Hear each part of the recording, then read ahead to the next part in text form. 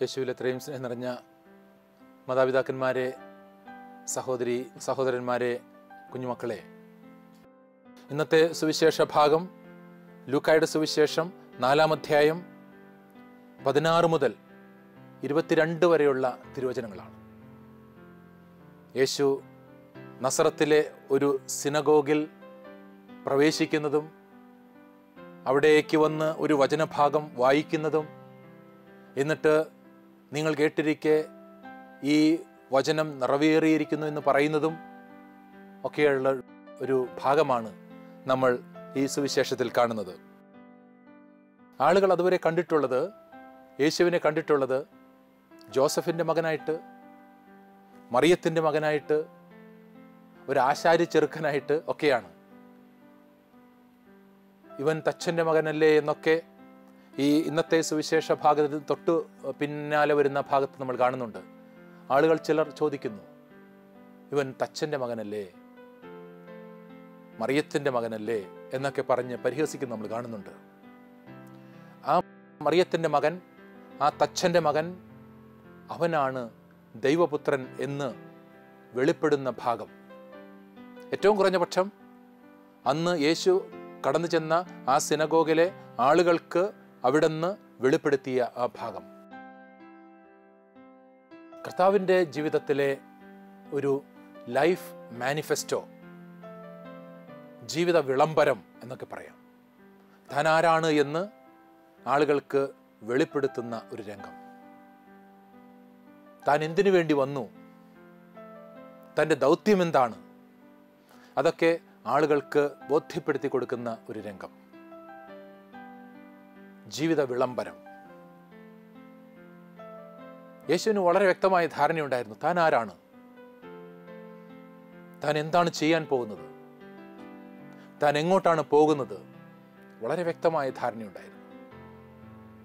അതുകൊണ്ട് തന്നെയാണ് അവരുടെ മുമ്പിൽ വളരെ ഭംഗിയായിട്ട് തന്നെ അവതരിപ്പിക്കാനായിട്ട് യേശുവിന് സാധിച്ചത്. പ്രിയപ്പെട്ടവരെ, നമ്മുടെയൊക്കെ ജീവിതം ഇതുപോലെ ഒരു ലൈഫ് മാനിഫെസ്റ്റോ ആയി മറ്റുള്ളവരുടെ മുമ്പിൽ അവതരിപ്പിക്കാൻ നമുക്ക് സാധിക്കണം. ജീവിത വിളംബരമായിട്ട് കൊടുക്കാൻ നമുക്ക് സാധിക്കണം. അതിന് നമുക്ക് വ്യക്തതയുണ്ടാകണം. ഞാൻ ആരാണ് എന്നുള്ളതിനെപ്പറ്റി ഓരോരുത്തർക്കും, ഞാൻ എന്താണ് ചെയ്യേണ്ടത് എന്നുള്ളതിനെപ്പറ്റി, എൻ്റെ ലക്ഷ്യം എന്താണെന്നതിനെപ്പറ്റി വളരെ വ്യക്തമായൊരു ധാരണ നമുക്ക് ഓരോരുത്തർക്കും ഉണ്ടാകണം. എങ്കിൽ മാത്രമേ ജീവിതം വിജയിക്കൂ. ലൈഫ് മാനിഫെസ്റ്റോ ഇല്ലാതെ ഒരു ജീവിതവും വിജയിക്കില്ല. നമ്മൾ കടന്നു ചെന്ന് ചെയ്യുന്നത് പോലെ ചെയ്യാം, ആയിരിക്കുന്നത് പോലെ ആയിരിക്കാം എന്നൊക്കെ പറഞ്ഞാൽ ഒരു ജീവിതത്തിനും വിജയിപ്പിക്കാൻ നമുക്ക് സാധിക്കുകയില്ല. എനിക്ക് തന്നെ എന്നെപ്പറ്റി ബോധ്യമുണ്ടാകണം. ഞാൻ ആരാണ് എന്നുള്ള വളരെ വ്യക്തമായ ധാരണയുണ്ടാകണം. അപ്പോൾ മാത്രമേ എൻ്റെ ജീവിതത്തെ എനിക്ക് വിജയിപ്പിക്കാൻ സാധിക്കൂ. നമുക്ക് സുവിശേഷ ഭാഗത്തിലേക്ക് കടക്കാം. ലൂക്കായുടെ സുവിശേഷം 4-ാം അധ്യായം 16-ാം തിരുവചനം. യേശു താൻ വളർന്ന സ്ഥലമായ നസ്രത്തിൽ വന്നു. പതിവ് പോലെ ഒരു സാബത്ത് ദിവസം അവൻ അവരുടെ സിനഗോഗിൽ പ്രവേശിച്ച് വായിക്കാൻ എഴുന്നേറ്റ് നിന്നു. കർത്താവ് ജനിച്ചു വളർന്ന സ്ഥലമാണ് നസ്രത്ത്, നമുക്കറിയാം. യൗസേപ്പിന് സ്വപ്നത്തിൽ ദർശനമുണ്ടായതനുസരിച്ച് ഈജിപ്തിലേക്ക് മറിയത്തെയും ശിശുവിനെയും കൂട്ടി യാത്രയാകുന്നതും, പിന്നെ ഹെരോദേസ് മരിച്ചു എന്ന് മനസ്സിലാക്കി തിരിച്ചു വരുന്നതും, അർക്കലാവുസ് രാജാവായി തീർന്നിരിക്കുന്നതുകൊണ്ട് ഭയപ്പെട്ട് നസ്രത്തിലേക്ക് വരുന്നതും അവിടെ പാർക്കുന്നതുമൊക്കെ വചനത്തിൽ നമ്മൾ മനസ്സിലാക്കിയതാണ്. അപ്പോൾ അങ്ങനെയാണ് നസ്രത്തിൽ വന്ന് താമസിക്കാൻ ഇടയായത്. നസ്രായൻ എന്ന് തന്നെയാണല്ലോ അവന് വിളിക്കുന്നത്. നസ്രത്തിൽ ജീവിച്ചവൻ എന്നുള്ളത് കൊണ്ടാണ് നസ്രായൻ എന്ന് അവന് വിളിക്കുന്നത്. ഇന്നത്തെ ഈ സുവിശേഷ ഭാഗത്തിന് തൊട്ടുമുമ്പുള്ള ഭാഗം എന്ന് പറയുന്നത് യേശു മരുഭൂമിയിൽ 40 ദിനരാത്രങ്ങൾ ഉപവാസത്തിലും പ്രാർത്ഥനയിലും ചെലവഴിക്കുന്നതും പിശാചിനാൽ പരീക്ഷിക്കപ്പെടുന്നതുമൊക്കെയാണ്. അങ്ങനെ കുറേ നാൾ നസ്രത്തിൽ യേശു ഉണ്ടായിരുന്നില്ല എന്ന് നമുക്ക് മനസ്സിലാക്കാം.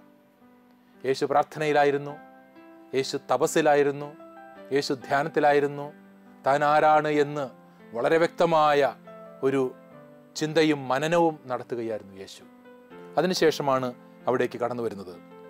അതുകൊണ്ടാണ് വളർന്നു വന്ന സ്ഥലമായ നസ്രത്ത് എന്ന് പറയുന്നത്.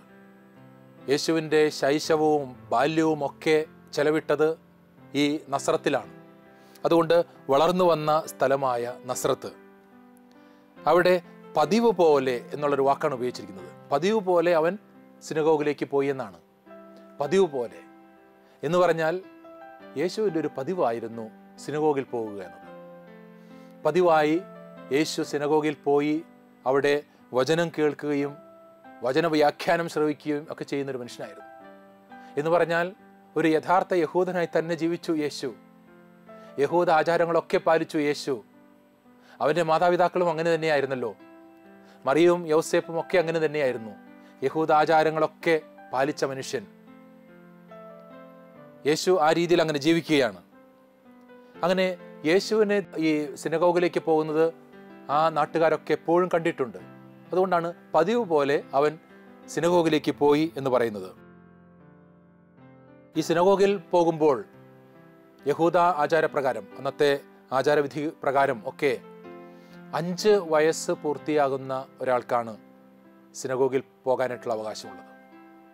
5 വയസ്സ് പൂർത്തിയായി കഴിയുമ്പോൾ 13 വയസ്സായ വ്യക്തികൾ നിർബന്ധപൂർവം സിനഗോഗിൽ പോയിരിക്കണം. അങ്ങനെയായിരുന്നു അന്നത്തെ ആ നിയമത്തിലെ നിർദ്ദേശം. അങ്ങനെയുള്ള ആളുകൾ, യഹൂദരായ ആളുകൾ 13 വയസ്സ് കഴിഞ്ഞാൽ നിർബന്ധമായും സിനഗോഗിൽ പോയി അവിടുത്തെ ശുശ്രൂഷകളിൽ സംബന്ധിക്കണം എന്നുള്ളതായിരുന്നു അന്ന് നിഷ്കർഷിച്ചിരുന്നത്. യേശു അത് പാലിച്ചിരുന്നു എന്ന് തന്നെ വേണം നമുക്ക് ഈ വചനത്തിൽ നിന്ന് മനസ്സിലാക്കാനായിട്ട്. എന്നിട്ട് സിനഗോഗിൽ പ്രവേശിച്ച് വായിക്കാൻ എഴുന്നേറ്റ് നിന്നാണ് നമ്മൾ വചനത്തിൽ കാണുന്നത്. വായിക്കാനായിട്ട് യേശു എഴുന്നേറ്റ് നിന്നു. ആർക്കാണ് വായിക്കാനുള്ള അർഹതയുള്ളത്? അറിവും ദൈവഭക്തിയുമുള്ള ഏതൊരു യഹൂദനും വചനം വായിക്കാനായിട്ടുള്ള അർഹതയുണ്ട്. പക്ഷേ അത് നിർദ്ദേശിക്കുന്നത്, വായിക്കാനായിട്ട് പറയുന്നത് സിനഗോഗിൻ്റെ അധികാരിയായിരിക്കും. സിനഗോഗിൽ അധികാരിയുണ്ട്. ആളാണ് സമൂഹത്തിൽ ആരാണ് വായിക്കേണ്ടത് എന്ന് നിർദ്ദേശിക്കുന്നത്. അന്ന് യേശു സിനഗോഗിലേക്ക് കടന്നു വന്നപ്പോൾ സിനഗോഗിൻ്റെ അധികാരി യേശുവിനോട് പറഞ്ഞു കാണണം യേശുവിനോട് വചനഭാഗം വായിക്കാനായിട്ട്. അങ്ങനെയാണ് യേശുവിന് വായിക്കാനായിട്ടുള്ള ആ ഒരു അവസരം കിട്ടുന്നത്. അറിവും ദൈവഭക്തിയും ഉള്ള മനുഷ്യർക്ക് ആണ് ഈ ഒരു സാഹചര്യം കൊടുത്തിരുന്നത്. പ്രിയപ്പെട്ടവരെ, യേശു അന്ന് സമൂഹത്തിൽ ആദരിക്കപ്പെട്ടു എന്ന് തന്നെ വേണം കരുതാൻ. അറിവുള്ളവനായിരുന്നു എന്ന് അന്ന് സമൂഹം മനസ്സിലാക്കിയിരുന്നു. ദൈവഭക്തനാണ് എന്ന് സമൂഹം കണ്ടിരുന്നു. അതുകൊണ്ടാണ് ആ സിനഗോഗ് അധികാരി യേശുവിനെ വായിക്കാനായിട്ട് നിർദ്ദേശിക്കുന്നത്. യേശു വചന വായന നടത്തുക മാത്രമല്ല, നമ്മൾ കാണുന്നുണ്ട്, പിന്നീട് നമ്മൾ അടുത്ത വചനങ്ങളിൽ കാണുന്നുണ്ട്, ഒരു വചന വ്യാഖ്യാനം കൂടി കൊടുക്കുന്നുണ്ട്. നമ്മളതിലേക്ക് കടന്നു വരും, ആ ഭാഗത്തേക്ക് കടന്നു വരും. എങ്കിലും വായിക്കുക മാത്രമല്ല യേശു ചെയ്തത്, വചന വ്യാഖ്യാനം കൂടി കൊടുത്തു. വചന വ്യാഖ്യാനം കൊടുക്കാനായിട്ട് സാധിക്കണമെങ്കിൽ ഒരാൾ സമൂഹത്തിൽ സുസമ്മതനായിരിക്കണം, പണ്ഡിതനായിരിക്കണം, ദൈവവചനത്തെപ്പറ്റി അറിവുള്ളയാളായിരിക്കണം. അങ്ങനെയുള്ളവരെയാണ് വചന വ്യാഖ്യാനത്തിന് വേണ്ടി അനുവദിക്കുന്നത്. യേശുവിന് അത് സാധിച്ചു. യേശു വചന വ്യാഖ്യാനവും കൊടുക്കുന്നുണ്ട്. അപ്പസ്തോല പ്രവർത്തനങ്ങൾ 13-ാം അധ്യായം 15-ാമത്തെ വചനത്തിൽ അന്ത്യോക്യയിലേക്ക് പോകുന്ന പൗലോസിനെ, അന്ത്യോക്യയിൽ ചെന്ന് സിനഗോഗിലേക്ക് പ്രവേശിക്കുന്ന പൗലോസിനെ സിനഗോഗ് അധികാരി വചനം വ്യാഖ്യാനിച്ച് ഉപദേശിക്കാനായിട്ട് ക്ഷണിക്കുന്നത് നമ്മളവിടെ കാണുന്നുണ്ട്. അങ്ങനെ വളരെ ചുരുക്കം ചിലർക്ക് കൊടുത്തിരുന്ന ഒരു അവസരമായിരുന്നു വചന വ്യാഖ്യാനത്തിനുള്ള അവസരം. ആർക്കും കയറി വചനം വ്യാഖ്യാനിക്കാനൊന്നും പറ്റില്ല. അതിന് അറിവ് വേണം, പാണ്ഡിത്യം വേണം, സമ്മതനായിരിക്കണം. അങ്ങനെയുള്ള മനുഷ്യർക്കാണ് ആ ഒരു പ്രത്യേകമായിട്ടുള്ള പദവി കൊടുത്തിരുന്നത്. ഏതായാലും യേശുവിനെ വചനം വായിക്കാനും വചനം വ്യാഖ്യാനിക്കാനും വിളിച്ചു എന്നുള്ളതാണ് നമ്മൾ സുവിശേഷത്തിൽ മനസ്സിലാക്കുന്നത്. 17-ാമത്തെ തിരുവചനം, യേശയ്യ പ്രവാചകന്റെ പുസ്തകം അവന് നൽകപ്പെട്ടു. പുസ്തകം തുറന്നപ്പോൾ ഇപ്രകാരം എഴുതിയിരിക്കുന്നത് അവൻ കണ്ടു. അവന് നൽകപ്പെട്ടത് യേശയ്യായുടെ പ്രവചന ഗ്രന്ഥമാണ്. അതിൽ നിന്ന് വായിക്കാനാണ് അവനെ നിയോഗിച്ചത്. പ്രിയപ്പെട്ടവരൊന്ന് മനസ്സിലാക്കണം, അന്നത്തെ കാലഘട്ടത്തിൽ നമ്മൾ ഇന്ന് ഉപയോഗിക്കുന്നത് പോലെയുള്ള ബൈബിളില്ല. പുസ്തക രൂപത്തിലല്ല അന്ന് വചനങ്ങൾ ഒരുക്കിയിരുന്നത്. അത് ഒരുക്കിയിരുന്നത് ചുരുളുകളായിട്ടാണ്. ചുരുളുകളായിട്ട് സൂക്ഷിച്ച് ഏതെങ്കിലും കുംഭത്തിലോ ഏതെങ്കിലും ഭരണിയിലോ അത് സൂക്ഷിച്ചു വയ്ക്കും. എന്നിട്ട് വായനയുടെ സമയത്ത് അത് ഭരണിയിൽ നിന്നെടുത്ത് ആ ചുരുള് നിവർത്തി വേണം വായിക്കാൻ. നമ്മൾ ഇന്ന് വായിക്കുന്നത് പോലെ പുസ്തക രൂപത്തിൽ താളുകൾ മറിച്ച് വായിക്കുന്ന രീതിയല്ല. ഏതായാലും യെശയ്യാ പ്രവാചകന്റെ ചുരുളാണ്, പുസ്തകമാണ് യേശുവിന് അന്ന് നൽകപ്പെട്ടത്. യഹൂദ ആചാരപ്രകാരം സിനഗോഗിൽ സാബത്ത് ദിവസം 2 വായനകൾ ഉണ്ടാവും. ഒന്നാമത്തെ വായന പഞ്ചഗ്രന്ഥിയിൽ നിന്നുള്ള വായനയാണ്. പഞ്ചഗ്രന്ഥി എന്ന് പറയുമ്പോൾ ബൈബിളിലെ ആദ്യ 5 പുസ്തകങ്ങൾ എന്നാണ് അർത്ഥമാക്കുന്നത്. ഉൽപ്പത്തി, പുറപ്പാട്, ലേവ്യർ, സംഖ്യ, നിയമാവർത്തനം. ഈ 5 ഗ്രന്ഥങ്ങൾ ഉൾക്കൊള്ളുന്നതാണ് പഞ്ചഗ്രന്ഥി. അപ്പോൾ ഒരു വായന, ആദ്യത്തെ വായന പഞ്ചഗ്രന്ഥിയിൽ നിന്നാണ്. വീണ്ടും രണ്ടാമത്തെ വായനയുണ്ട്. രണ്ടാമത്തെ വായന പ്രവാചക ഗ്രന്ഥങ്ങളിൽ നിന്നാണ്. ഏതെങ്കിലും ഒരു പ്രവാചകന്റെ ഗ്രന്ഥത്തിൽ നിന്നുള്ള ഒരു ഭാഗം എടുത്തു വായിക്കും. അങ്ങനെയായിരുന്നു സിനഗോഗിൽ അന്നുണ്ടായിരുന്ന രീതികൾ. ഏതായാലും പഞ്ചഗ്രന്ഥിയിൽ നിന്നുള്ള വായന കഴിഞ്ഞു കാണണം. അതുകൊണ്ടാണ് പ്രവാചക ഗ്രന്ഥങ്ങളിൽ നിന്നുള്ള വായനയ്ക്കായിട്ട് യേശുവിനെ ക്ഷണിക്കുന്നത്. അന്നത്തെ നിർദ്ദേശപ്രകാരം ഒരുപക്ഷെ യേശയ്യായുടെ പ്രവചന ഗ്രന്ഥത്തിൽ നിന്നുള്ള വായനയായിരിക്കണം വേണ്ടിയിരുന്നത്. അതുകൊണ്ട് തന്നെയാണ് ആ ചുരുള്, യേശയ്യാ പ്രവാചകന്റെ പ്രവചന ഗ്രന്ഥത്തിലെ ചുരുള് യേശുവിന് നൽകപ്പെട്ടത്. യേശു എന്നിട്ട് ഒരു ഭാഗം വായിക്കുകയാണ്. യേശയ്യാ പ്രവാചകന്റെ പുസ്തകത്തിൽ നിന്നുള്ള ഒരു പ്രസക്തമായ ഭാഗം വായിക്കുകയാണ്. അന്നത്തെ ആ ദിവസത്തെ വായനയായിരിക്കാം ഒരുപക്ഷെ. അങ്ങനെ ഉണ്ടായിരുന്നു. ഓരോ ദിവസവും ഇന്ന വായനകൾ വേണമെന്നുള്ള നിഷ്കർഷയുണ്ടായിരുന്നു. അതനുസരിച്ചുള്ള വായനയായിരിക്കാം. അതുമല്ലെങ്കിൽ മറ്റൊരു വ്യാഖ്യാനം അനുസരിച്ച് യേശു താൻ ആരാണ് എന്ന് വെളിപ്പെടുത്താൻ വേണ്ടി യേശയ്യായുടെ പ്രവചന ഗ്രന്ഥത്തിൽ നിന്നുള്ള വളരെ പ്രസക്തമായൊരു ഭാഗം തിരഞ്ഞെടുത്ത് വായിച്ചതാകാം. ഏതായാലും യേശു യേശയ്യാ പ്രവാചകന്റെ പുസ്തകത്തിലെ ഭാഗമെടുത്തിങ്ങനെ വായിക്കുകയാണ്. ലൂക്കായുടെ സുവിശേഷം 4-ാം അധ്യായം 18-19 വചനങ്ങളിൽ ഏതായിരുന്നു ഈ പ്രവചന ഭാഗമെന്ന് രേഖപ്പെടുത്തിയിട്ടുണ്ട്. കർത്താവിൻ്റെ ആത്മാവ് എൻ്റെ മേലുണ്ട്, ദരിദ്രരെ സുവിശേഷം അറിയിക്കാൻ അവിടുന്ന് എന്നെ അഭിഷേകം ചെയ്തിരിക്കുന്നു. ബന്ധിതർക്ക് മോചനവും അന്ധർക്ക് കാഴ്ചയും അടിച്ചമർത്തപ്പെട്ടവർക്ക് സ്വാതന്ത്ര്യവും കർത്താവിന് സ്വീകാര്യമായ വത്സരവും പ്രഖ്യാപിക്കാൻ അവിടുന്ന് എന്നെ അഭിഷേകം ചെയ്തിരിക്കുന്നു. യേശയ്യായുടെ പുസ്തകം 61-ാമത്തെ അധ്യായം 1-2 വചനങ്ങളാണ് യേശു അന്ന് വായിച്ചത്. കർത്താവിൻ്റെ ആത്മാവ് എൻ്റെ മേലുണ്ട് എന്ന് പറഞ്ഞുകൊണ്ടാണ് യേശു യെശയ്യാ പ്രവാചകന്റെ പുസ്തകത്തിൽ നിന്നുള്ള വായന തുടങ്ങുന്നത്. കർത്താവിൻ്റെ ആത്മാവ്, ദൈവത്തിൻ്റെ ആത്മാവ് എൻ്റെ മേലുണ്ട്. അവിടുന്ന് പ്രഖ്യാപിക്കുകയാണ്. അവിടുന്ന് ദൈവപുത്രനാണ്, ദൈവത്തോട് കൂടിയുള്ളവനാണ്, പിതാവും പുത്രനും പരിശുദ്ധാത്മാവുമായ ത്രിത്വൈക ദൈവത്തിലെ രണ്ടാമനാണ്. അതുകൊണ്ട് തന്നെ പരിശുദ്ധാത്മാവ് നിറഞ്ഞവനാണ് കർത്താവ്. ഇന്നത്തെ ഈ സുവിശേഷ ഭാഗത്തിന് കുറച്ച് തൊട്ടു മുമ്പുള്ള ഭാഗം അവിടെ നമ്മൾ കാണുന്നുണ്ട് യേശുവിൻ്റെ ജ്ഞാനസ്നാനം. ജ്ഞാനസ്നാന സമയത്ത് സ്വർഗം തുറക്കപ്പെടുന്നതും പരിശുദ്ധാത്മാവ് പ്രാവിൻ്റെ രൂപത്തിൽ യേശുവിൽ വന്ന് ആവസിക്കുന്നതും നമ്മൾ കാണുന്നുണ്ട്. അത് കാഴ്ചക്കാർക്ക്, മറ്റുള്ളവർക്ക് മനസ്സിലാകാവുന്ന രീതിയിലുള്ള ഒരു വെളിപ്പെടുത്തലായിരുന്നു. ദൈവത്തിൻ്റെ ആത്മാവ്, കർത്താവിൻ്റെ ആത്മാവ് കുടികൊള്ളുന്ന വ്യക്തിയാണ് യേശു എന്ന് ആ സമൂഹത്തിന് വെളിപ്പെടാൻ വേണ്ടി അന്ന് സംഭവിച്ചതായിരുന്നു. അതുതന്നെയാണ് കർത്താവ് ഇവിടെ എടുത്തു പറയുന്നത്. കർത്താവിൻ്റെ ആത്മാവ്, ദൈവത്തിൻ്റെ ആത്മാവ് എൻ്റെ മേലുണ്ട് എന്ന് അവിടുന്ന് പ്രഖ്യാപിക്കുകയാണ്. എന്നിട്ട് ദരിദ്രരോട് സുവിശേഷം അറിയിക്കാൻ അവിടുന്ന് എന്നെ അഭിഷേകം ചെയ്തിരിക്കുന്നു എന്നാണ് പറയുന്നത്. ദരിദ്രരോട് സുവിശേഷം പ്രസംഗിക്കാൻ. ആരാണ് ഈ ദരിദ്രരെന്ന് പറയുന്നത്?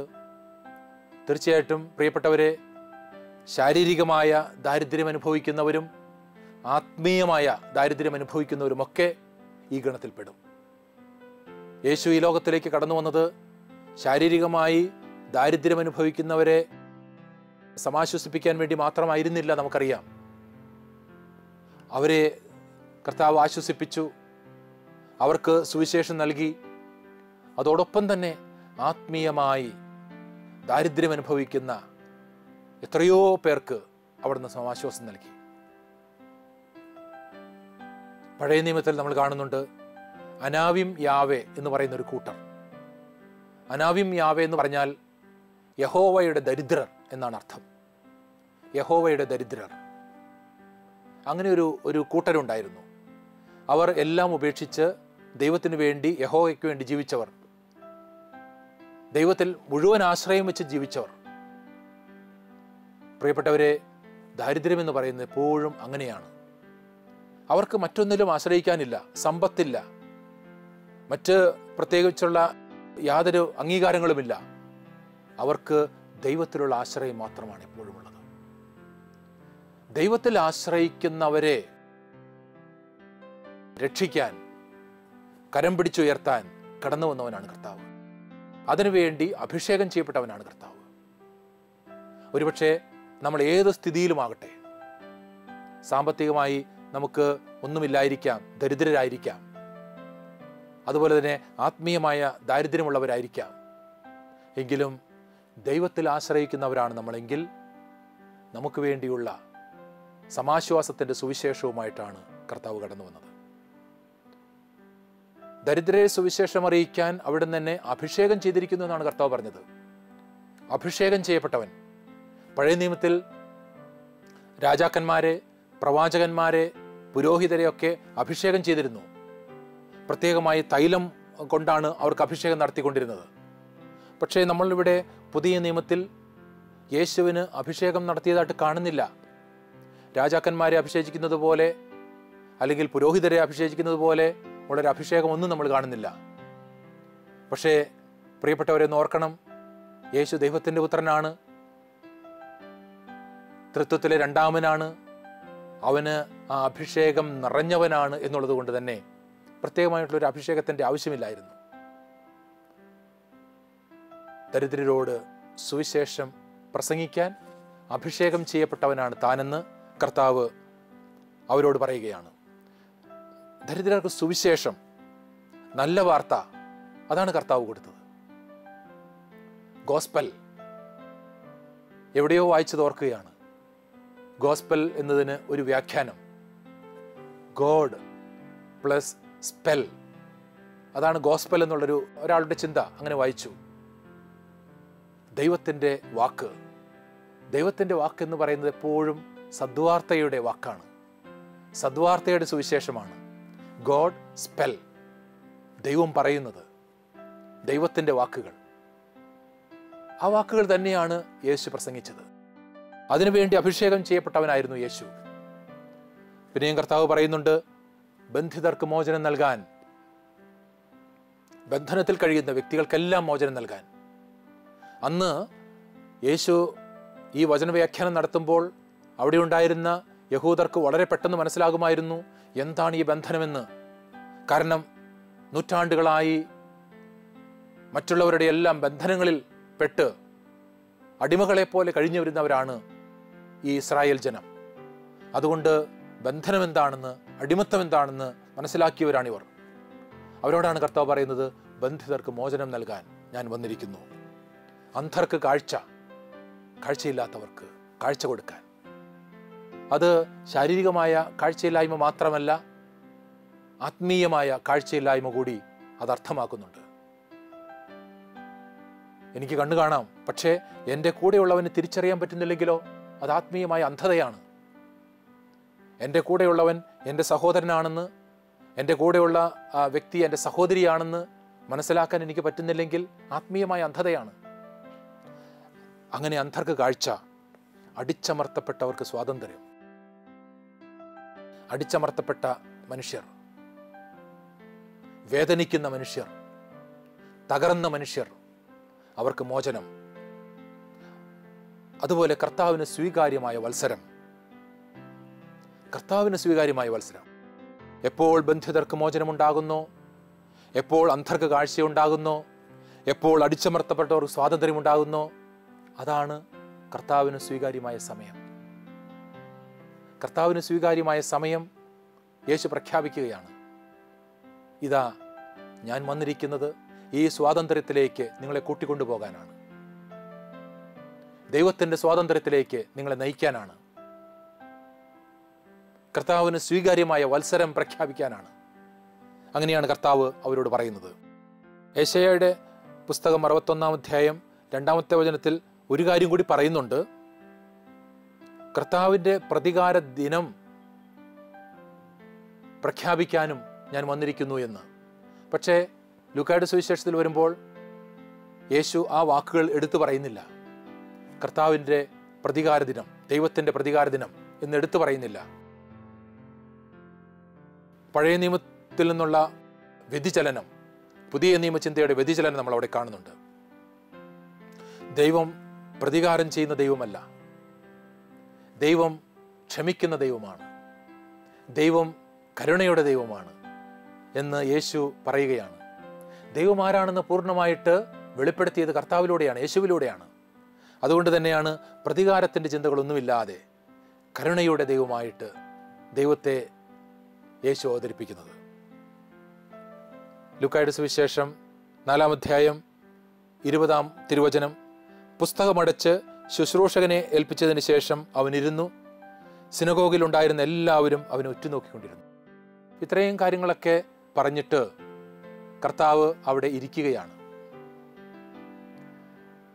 പ്രസംഗപീഠത്തിന് തൊട്ട് പിന്നിലായിട്ട് ഒരു ഇരിപ്പിടമുണ്ടാകും.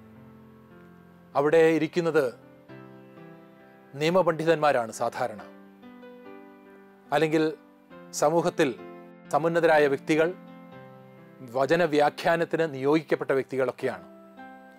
യേശു വചനവായന കഴിഞ്ഞ് ആ പീഠത്തിൽ ചെന്നിരുന്നു. അതുകൊണ്ട് തന്നെ ആളുകൾ ഉറ്റുനോക്കുകയാണ്, ഇവൻ എന്താണ് പറയാൻ പോകുന്നത്.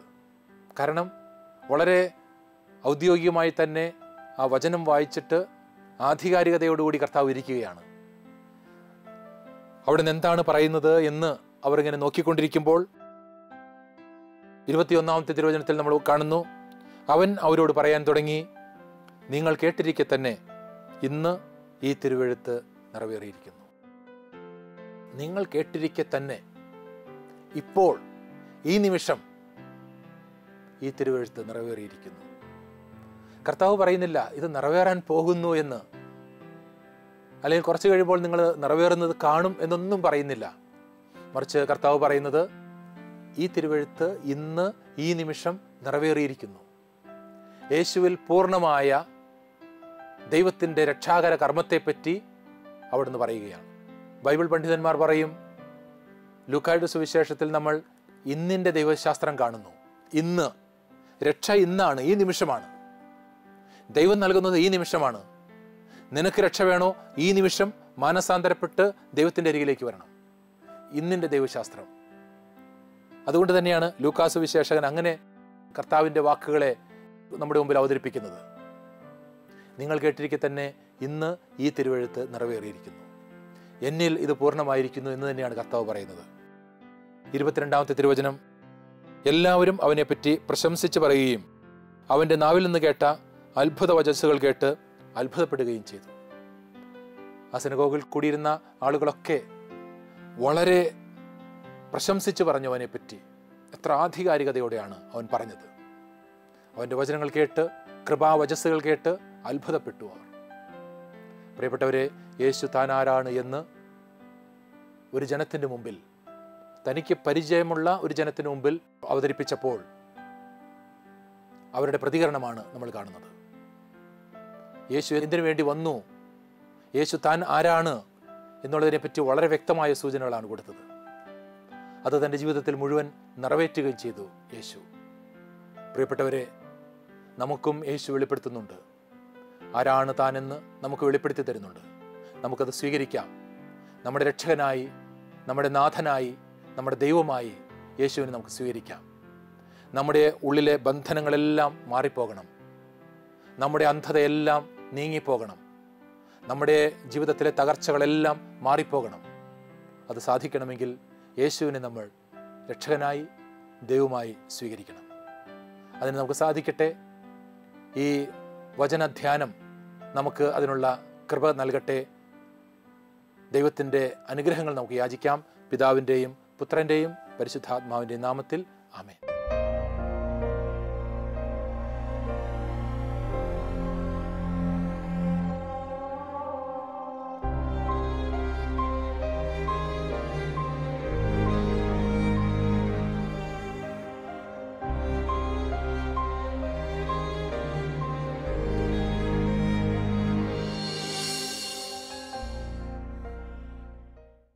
വിശദ വിവരങ്ങൾക്ക് director, divine vision, divine retreat centre, Muringoor, Chalakudy 680316, Kerala, south India. Telephone 0091-480-270-8098, 0091-480-270-2613. Fax 0091-480-270-8097.